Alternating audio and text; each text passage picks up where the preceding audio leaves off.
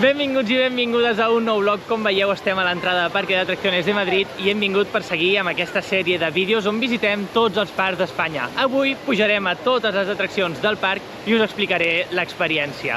Acompanyeu-me a descobrir-ho amb mi. Això és Fun on the Ride.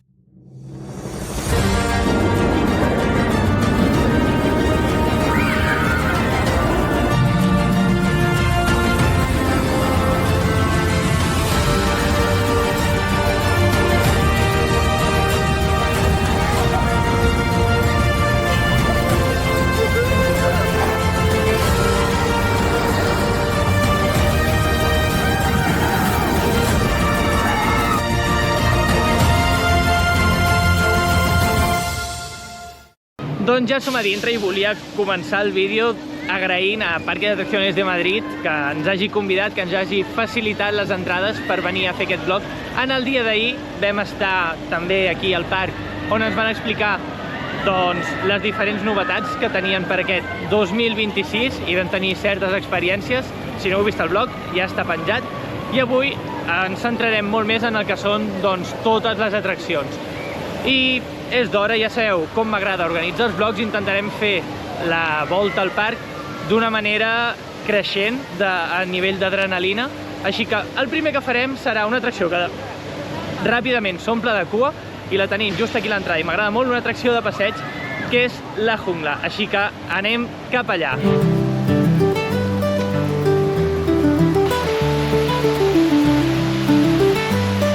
Doncs ja hem arribat, ja estem aquí a l'entrada del que serà la nostra primera atracció. Anem a pujar a la jungla.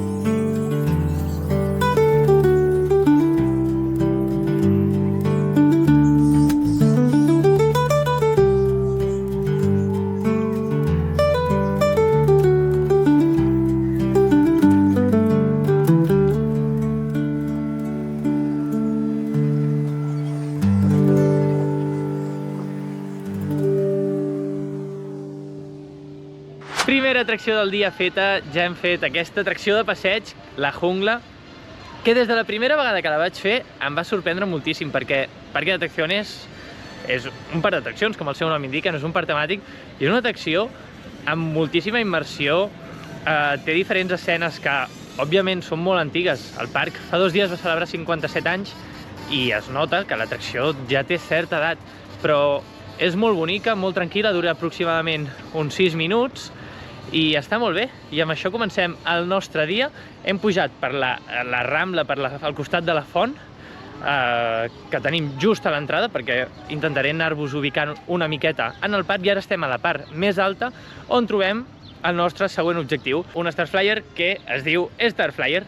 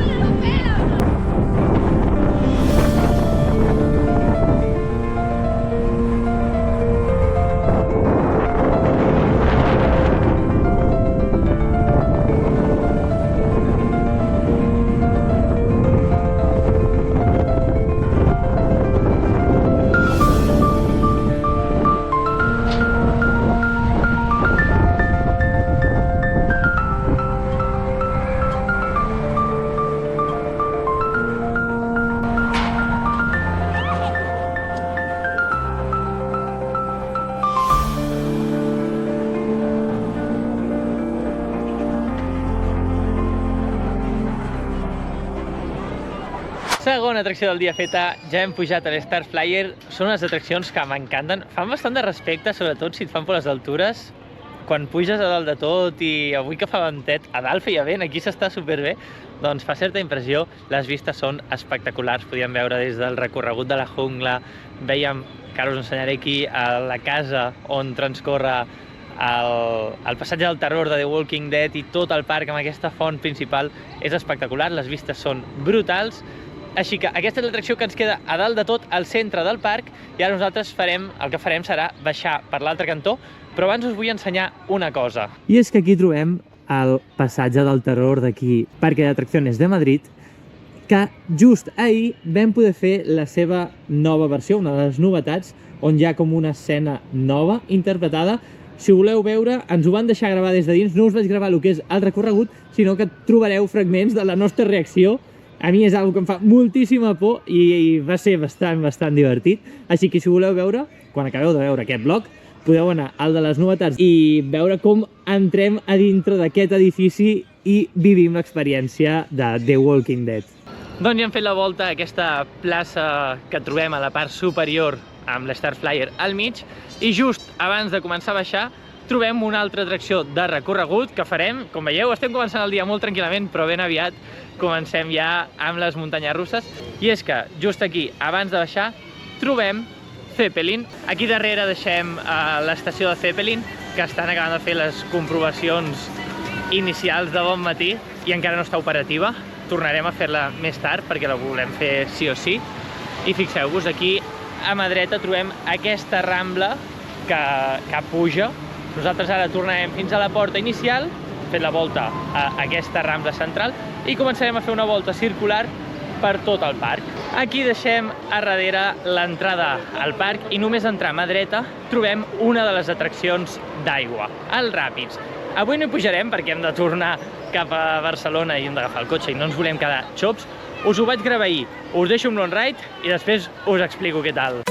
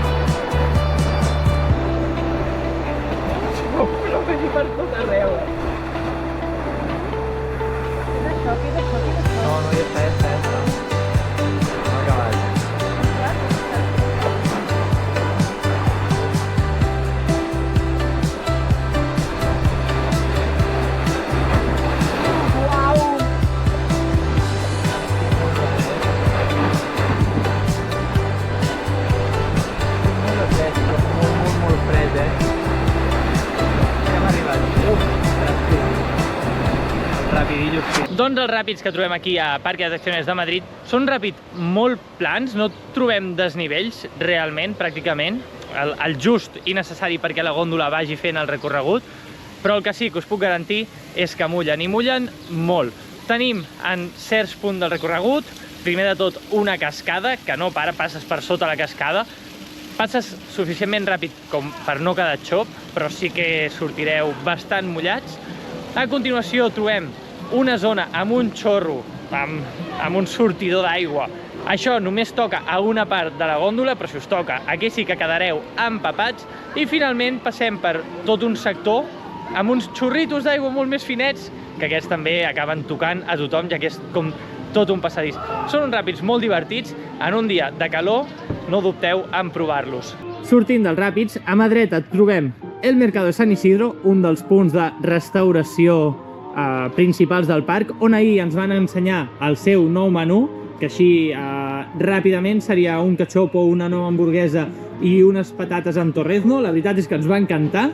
I aquí tenim Vértigo, que com veieu ara mateix no està tirant cap tren, ni en tirarà al llarg del dia d'avui, ja que ara mateix no està operativa. Això sí, en les xerrades que vam fer ahir ens van dir que un dels objectius del parc aquest any era, sens dubte, tornar a tenir Vértigo operatiu, i ens ho van dir d'una manera bastant confiats en que això així seria. Així que podem imaginar que Vértigo a principis mitjans d'estiu ja tornarà a estar operant. I arribem al que seria l'àrea més infantil del parc, que ens queda just aquí entrant a mà dreta, on només entrar trobem el carrusel.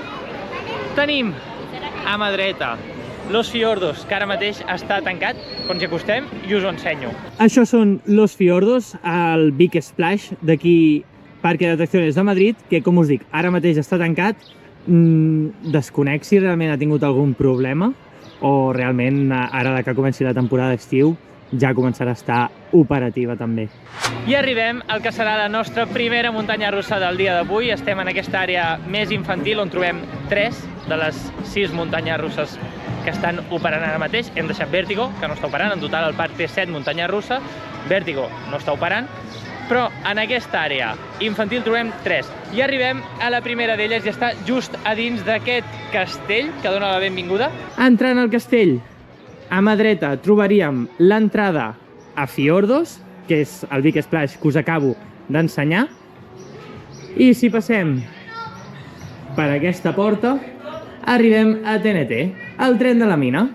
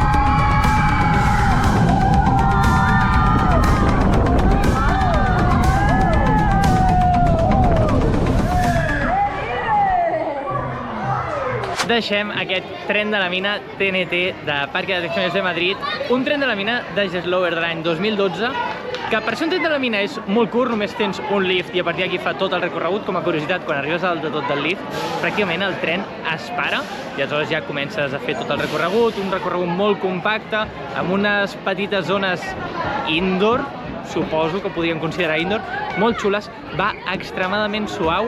Ahir vam pujar a primera fila, última fila, hem pujat al mig, molt suau a tot arreu, grandíssim tren de la mina.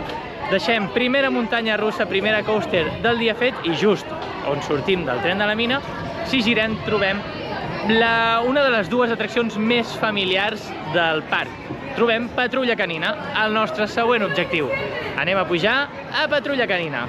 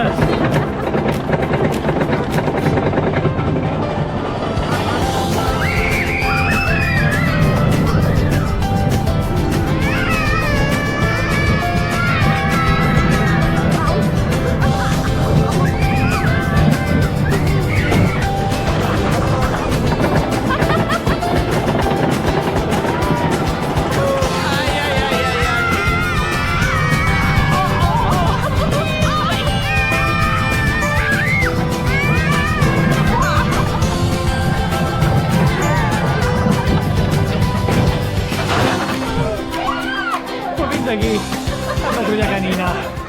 Ja tenim aquest crèdit infantil. Vaig prometre que no hi tornaria a pujar i ho he tornat a fer. Muntanya russa infantil de Zamperla de l'any 2007. Estic parlant de memòria, juraria que és 2007. És que amb prou feines entro en el vagó, no hi cabo. M'he fet mal a la cadera intentant sortir perquè se m'ha quedat enganxada a la cama. Crec que no hi tornaré a pujar mai més. Però teníem l'opció de gravar on-rides, així que l'he volgut aprofitar, he volgut tenir l'on-ride de la muntanya russa. Segon crèdit del dia fet, Patrulla Canina, aquesta muntanya infantil de Zamperla. I anem a explorar una miqueta tota aquesta àrea infantil. I quina és la millor manera d'explorar? Doncs amb Dora l'exploradora anem a pujar a aquesta atracció de passeig d'aquesta àrea infantil.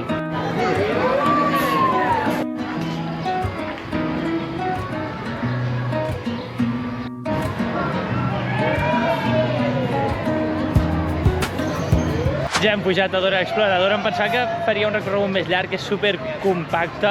Està bé, hem fet 10 minutets de cua. Si veniu a provar muntanyes russes, òbviament no la feu. Ens ha fet gràcia perquè ahir, a les xerrades que vam fer de seguretat, a l'esdeveniment de Parque d'Atracciones, ens van ensenyar un cotxe d'aquests desmuntat que estaven fent la posada a punt. No és que no funcionés el cotxe, sinó que l'estaven revisant i ens feia gràcia pujar-hi, simplement era això. I ara sí, anem a revisar tota aquesta àrea infantil i us ensenyo les atraccions que podem trobar-hi. Aquí trobem aquesta atracció classiquíssima que trobem en moltíssims parcs, aquests globus, que en aquest cas es diuen Los Globos Locos. Si seguim aquí, que ja hi hem pujat, tenim Dora l'exploradora. Aquí trobem aquesta caiguda controlada pels més petitons. Deu fer aproximadament uns 4-5 metres d'altura, que es diu el Magneto de Jimmy Neutron, que com veieu té bastant d'èxit, 20 minutets de cua que trobem a aquesta torre de caiguda controlada. Si seguim en aquesta àrea temàtica trobem els típics bumper cars, uns autos de xoque, tematitzat amb els Rugrats.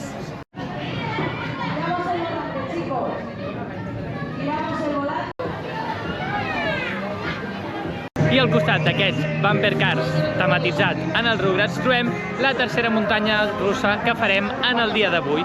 Arribem a Padrines Mágicos, possiblement la muntanya russa més infantil, inclús més que la de Zamperla que acabem de pujar, que trobem aquí en el parc. Això sí, és molt més còmode. Anem a pujar a Padrines Mágicos.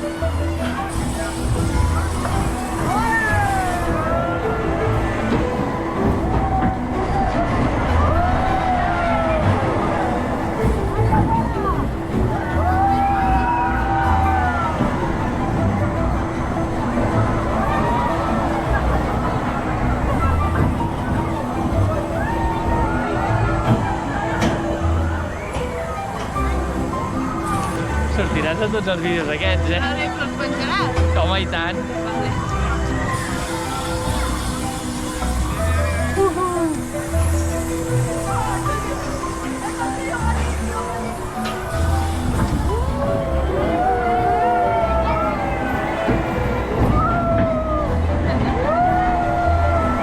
He de dir que és molt més còmode que l'altre. Perquè anem separats.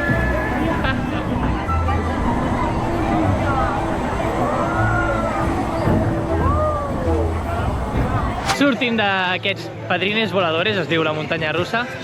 Una muntanya russa molt xula, és a dir, és molt infantil, però té diverses coses que m'agraden. Primer, la tematització està molt ben aconseguida, amb tota aquesta introducció on t'expliquen que demana, no sé com es diu el protagonista de Padrines Mágicos, però demana que vol un avió i els padrins doncs li regalen un avió i d'aquí surt la muntanya russa. La segona cosa que m'agrada, els seients són molt més amples, res a veure amb el que hem pujat de Zamperla abans. Jo aquí estava perfectament còmode i això que faig 1,80 m llarg. I la tercera cosa que valoro molt positivament és que és una muntanya russa suspesa, és a dir, la via està per dalt i això farà que els nens, quan creixin i provin muntanyes russes suspeses, no els hi vingui de nou, no sigui alguna que ja coneixen i potser no els hi fa tanta por la novetat. Així que Padrines Voladores fet, tercera muntanya russa del dia i seguim descobrint tota aquesta zona, tota aquesta àrea infantil.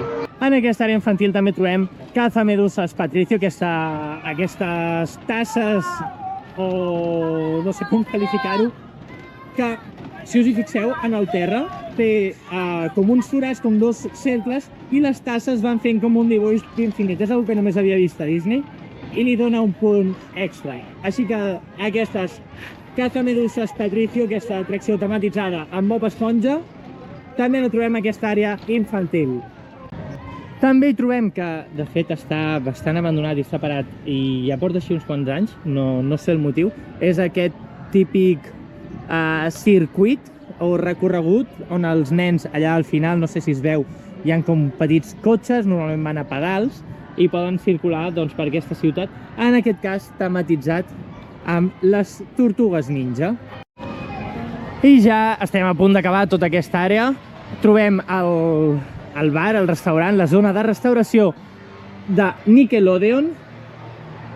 Al costat, amb aquesta petita àrea de Bob Esponja, una àrea de joc, en la qual a l'estiu entenc que treu aigua. Tenim la botiga i possiblement de les coses que més m'agrada és aquesta pinya gegant que funciona d'escenari per fer el meet and greet amb Bob Esponja. Però aquí tenim aquesta pinya, que en aquest cas no està debajo del mar, però aquí veieu, és el meet and greet i aquí a l'entrada trobem el QR per saber l'horari en el qual doncs, podem venir fins aquí, entrar dintre de la casa i fer-nos fotos amb, no sé si són diferents personatges o és només relacionat amb Bob Esponja. I l'última atracció que trobem relacionada amb aquesta àrea de Nickelodeon és aquest Nickelodeon Express, un tren que et passejarà per tota l'àrea infantil, per tota l'àrea de Nickelodeon, des de dalt, des de les altures. No el farem perquè tenim molta feina i us vull ensenyar tot el parc. Però que sapigueu que això, diguéssim, limita el parc per lo que és la cantó dreta, queda just a sobre de l'àrea temàtica, aquesta àrea infantil. Amb això tindríem cobert tota l'àrea infantil i nosaltres doncs anem a seguir amb aquesta ruta pel Parc d'Atracciones de Madrid. I mentre ens aproximem a lo que és la part on hi ha l'Star Flyer, ara ja estem arribant, trobem aquest gran parc amb tot de taules i zona de... No té zona de restauració, és una zona de pícnic en la qual tu et pots portar el teu menjar i venir aquí i prendre el que vulguis. I aquí a mà dreta tenim aquest gran parc, aquesta zona de pícnic, i si girem, perquè us ubiqueu, doncs ja arribem a l'Star Flyer. Tornem a estar on estàvem a primera hora aquest matí. Veiem que els Zeppelins ja funcionen, però ara ens hauríem de desviar. Nosaltres seguirem fent la ruta aquesta circular. Aquí tenim aquest gran edifici, just passar l'Star Flyer, en el qual antigament hi havia una dark ride de passeig també. Els treballadors del parc, tot l'equip de Parc d'Atracciones de Madrid, sempre ens diu que a vegades hi entren i està en un estat espectacular i que els agradaria moltíssim recuperar-la, tant de bo algun dia doncs això sigui una realitat. I ja arribem a tot el que seria la banda que encara no hem fet de Parc d'Atracciones i volia ensenyar-vos lo tranquils que estem avui. És un parc que al final queda al mig de la Casa de Campo de Madrid, queda envoltat de natura i és molt relaxant. És un parc que a mi personalment m'agrada molt. No només per les muntanyes russes que té, que ara arribem a la part més canyera del parc, sinó també per tot l'ambient i tot el que desprèn aquest parc. És un parc preciós. I ara ja hem deixat enrere l'Star Flyer i hem seguit amb aquesta volta i tornem a arribar a una àrea amb diferents flats que en provarem algunes, segurament. Aquí deixem aquesta Torre Eiffel, aquesta rèplica a petita escala de la Torre Eiffel, i la primera flat que farem en el dia d'avui és aquest petit disc d'aquí, de Zamperla, que fa temps que no en fem cap. Aquest disc es diu Typhoon.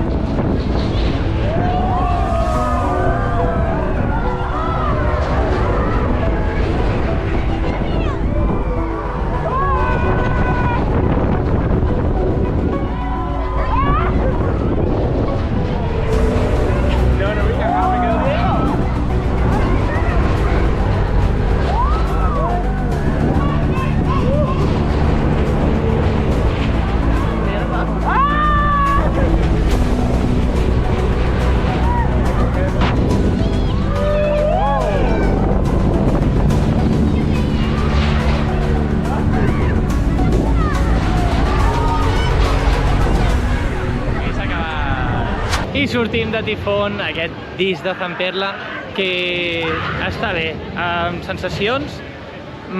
Crec que és el primer que faig que no és de nova generació. Els de nova generació tenen aquesta forma com de W, aquest simplement fa forma de U. Està bé, quan agafes la màxima velocitat i realment tens la sort que et toca la caiguda amb el gir de la gòndola i tot encaixa, tenen unes sensacions bastant divertides. Deixem la primera flat d'aquesta zona. Aquí trobem unes cadires voladores, que avui tampoc farem, són unes cadires molt senzilles, tampoc crec que tinguin grandíssimes vistes, per això aquest és el motiu pel qual avui no el farem, estan com en un raconet. Però el que sí que farem és, sí, passem de llarg aquestes cadires voladores i seguim cap avall, arribem a una de les muntanyes russes més intenses del parc, i és que arribem a Tornado, una invertida d'Intamin.